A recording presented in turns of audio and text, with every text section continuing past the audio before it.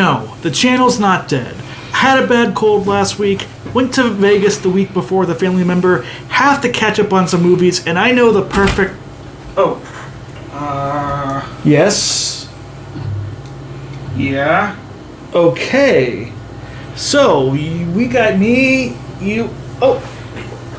Okay, so I know the solution. You're dressed like you want to go see Black Bag, I want to go see Mickey 17, and you get sick with Novacaine because we don't like blood and stuff. Why do I gotta do the horror? Yeah, that's kind of your job, Josh 7. You have all the horror. But it's more movies. of an action.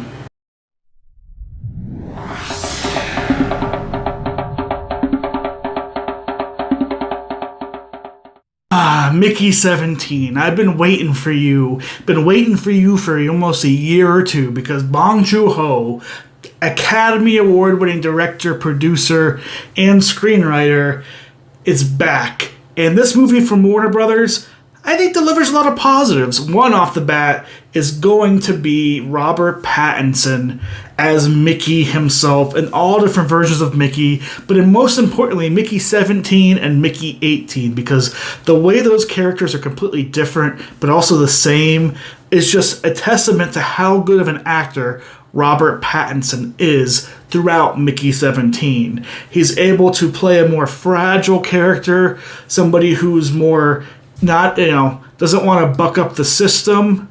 And then he has a more aggressive character, somebody who's tired of the system, who is ready to take it down.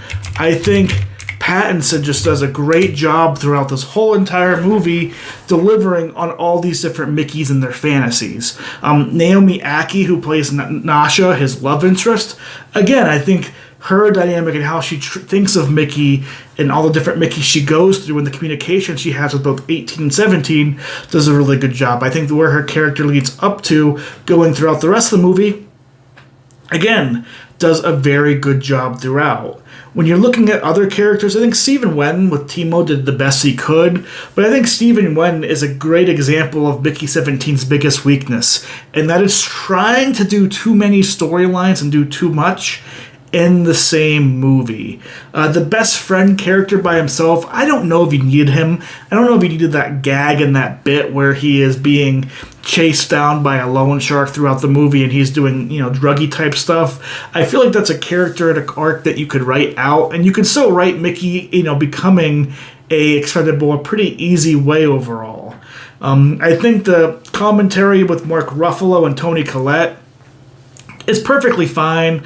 I don't think he's as Trumpian as people think. I think he's a mix of all politicians and also politicians' wives throughout there. There's a lot of people that could probably see a lot of Joe Biden and the Yifa character. You can certainly see Trump and many other politicians and the Kenneth Marshall character. And I think they work pretty well together. I think they're hamming it up maybe just a little bit too much in different places. Mark Ruffalo has always been an amazing actor, and Toni Collette, she was always robbed for Hereditary not getting an Oscar nomination because she was incredible in that movie. But their characters are playing your average elites trying to use power, and is really using the idea of an expendable, which is Mickey, to just do the work that nobody wants to do. And I think that's when this movie works kind of the best, is when you're able to push the idea of the elites and the lowest of people and them not caring what they do. They're just test subjects. They're guinea pigs. He's going to be reprinted anyway, so who cares what pain and torture he has to end up doing throughout. Other parts about this movie that worked incredibly well, the alien design and the alien planet they encounter. The effects they had on the aliens worked really well. I thought the intelligence of them and how they handled, these aliens creature, I thought was incredible. I think that's exactly what you're looking for, what could intelligent life look like. And obviously there's a little bit of wishy-washy story, MacGuffin-y with how they translate, but I thought it created great humor, great character moments, and really showed sometimes how humans in general can think so little of other people that they're superior per se, and that they can't sometimes grasp the concept of other life forms or individuals being of the same intelligent level as themselves. But that all said, Mickey 17 delivers some fun action scenes. It gives us an amazing performance from Robert Pattinson that should be remembered throughout. Like, he was so great as Mickey 17, Mickey 18, Mickey 1, 2, 3, 4, and all the way through. You really feel for Mickey's character and the journey he goes throughout. And man, Mickey 18 is such an interesting character that you don't know how he's going to work throughout the movie. And the way his character is written all the way to the end, I just think is very, very strong. And the respect that him and Mickey 17 end up coming together works really, really well. What I will say is I feel like the duplicate angle, you didn't need it for the trailer. I can't imagine going to see Mickey 17. You go into the theater, you sit down, and then you come up on the duplicate angle, and you're like, ooh, that's interesting. I wasn't expecting that. That would have been a great shock. I don't know if that needed to be in the trailer. Obviously, this is based off a book, so people may know it. It might get out there per se.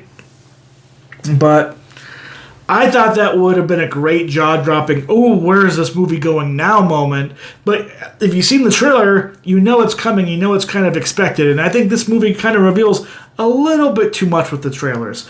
Overall, though, I still had a decent time at theaters. I'm giving this an easy gold rating for me. It wasn't quite good enough to get into the platinum sphere overall, but if you're looking for a good comedic movie, if you're not going to be upset with some maybe political style messaging, socioeconomics messaging, then I think you could really enjoy Mickey 17. And if you're a Robert Pattinson fan, I really think you should check this movie out because he gives a great acting performance through the whole entire movie, and is once again proving why he's such a big star and why he's getting these big roles. But now I think we're going to go ahead and talk about Black Box, and I don't know where the spy guy's at, but you'll see him here in a second. You got a breach. What did you do? One of our people stole something. Something extremely valuable. You cannot imagine the damage. Find the leak. How long do you think you'll need? Give me 2 weeks. Thousands of innocent people will die. Okay, 1 week. Who's the suspect? Your wife. I can feel when you're watching me. Steven Soderbergh, you gave us Black Bag. This movie featuring Michael Fassbender, Cate Blanchett, and so many others ended up being a really good time at the theaters today. I got my spy shades on, got my, not really a spy top, but we'll call it a spy top, and yeah, this was a fun movie that was an interesting kind of thriller mystery plot, figuring out who is going on, who is trying to take advantage of this high-tech, potentially weapon that could harm people. Now, the scale of this is pretty small. It seems like it's kind of keeping it inside like an M6 type building or an arrangement in England. But the chemistry between Michael Fassbender, Cate Blanchett, and the surrounding cast, I think works pretty well. You're trying to figure out who is the traitor, what the end game is, and while some of that may be predictable, I think Black Bag does an amazing job kind of giving you different angles and understanding how everybody's acting, what everybody's doing. I feel that it does close itself up pretty hard, and when I look at the acting, man, Michael Fassbender is so good in this movie, and is so good just in general. Fassbender, all the way back from some of his earlier movies in like the 2000s and 2010s to now, is just absolutely incredible to watch in theaters. Though I have to say, he has like the best but also weirdest aging that I've seen. He looks so good for somebody who can play an older individual role, like somebody in their 50s and 60s. But I feel like it's not too long ago he was an X-Men First Stand playing a young Magneto. It's like this guy looks like he's almost older than Cate Blanchett. And maybe he is, but Cate Blanchett in this movie gives a lot of charisma and just a lot of sexy bravadness in her role overall. When I think of Black Bag itself, its mystery is kind of its fun part. Its witty banter back and forth at dinner tables and not also does an amazing job, I think, as well. And if I'm looking at the actual cast, who I think stands out, a character and the actress that I think stands out to me is Marisol Abella as Clarissa.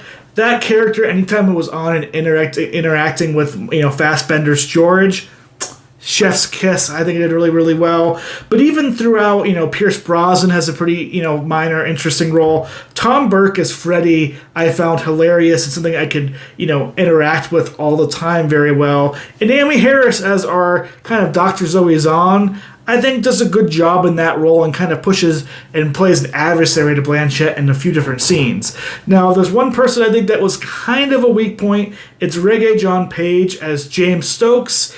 But I think that's maybe more to do with the writing than the acting. Overall, this was a fun time in theaters. The thrilling nature of it, I think, works really well. And if you like Steven Soderbergh films, you'll like this movie. It gets a good platinum from me. And I gotta say, this was a great time in theaters. And maybe the best movie I saw today in theaters. But you know what? It's that guy's time. He needs to talk about Novacaine. So, what's your deal?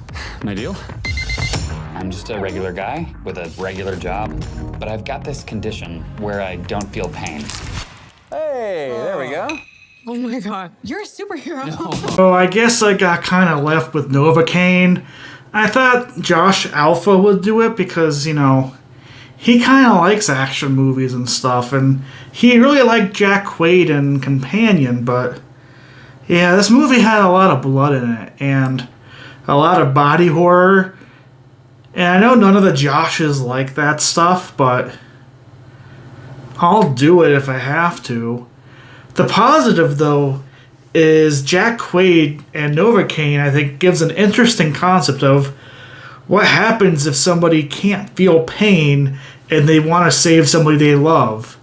And for a lot of this movie, Nathan Cain gives just that. He is chasing down the bad guys who robbed this bank, that took his potential girlfriend hostage, but every time he's battling, something disgusting's happening to his body. Throughout the movie, though, it does lead to great action sequences, and Quaid is a determined great lead in this movie. His love interest on the side is Amber Midhunter Sherry, and I thought that was a character that was interesting at the beginning, but I'm not sure if I loved the full scope of the way they had the character go throughout the whole movie. There's a big twist involved, and yeah, I just don't know if the twist landed for me overall. There's still a lot of blood and gore in this one, so if you're like me, you're going to watch it with your eyes between your hands, so that way you don't get squeamish and stuff, because it's a pretty bloody movie. But like I said, the action was really, really good.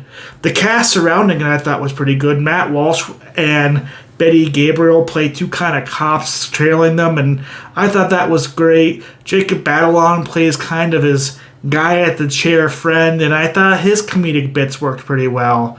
The movie does ask you to lose a lot of logic. There's a lot of times the cops and even the bad guys are doing stuff that's really, really stupid, and even like the people working, I mean, I don't know. I don't really have any jobs besides going to see the disgusting movies, but some of these people just don't do what I think they're taught and what they're told.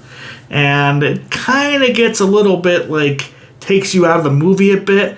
And the movie may be just a little bit too long in the third act, making it just under 2 hours. But I still had a pretty good time in Novocaine, even though I was hiding my eyes throughout this movie, because it's just...